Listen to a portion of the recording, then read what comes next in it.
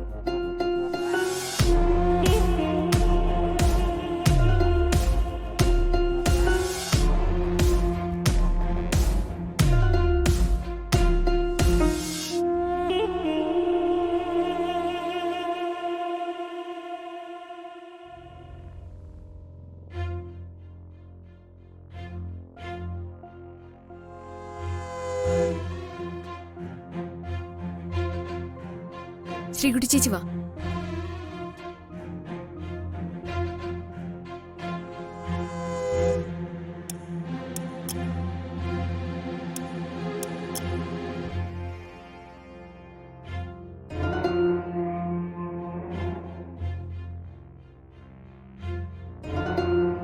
സന്ധി,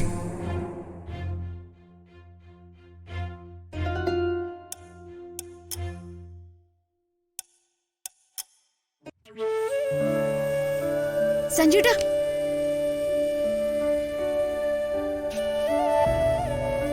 സഞ്ജുട്ടാ, സഞ്ജുട്ടാ, അമ്മ വാക്ക് തന്നിട്ടല്ലേ പോയെ? ദേ ആ വാക്ക് പാലിച്ചിരിക്കാം. ശ്രീകുട്ടി ചേച്ചി കൊണ്ടുവന്നില്ലേ? ഇപ്പൊ സഞ്ജുട്ടിന് സന്തോഷായില്ലേ? മോളകത്തേക്ക് ചെല്ല്. ശരി അമ്മേ.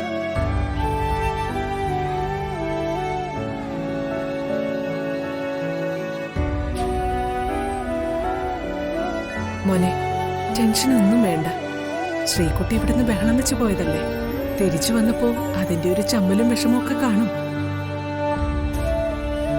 നീ സംസാരിക്കുമ്പോ ഒക്കെ ശരിയാവും.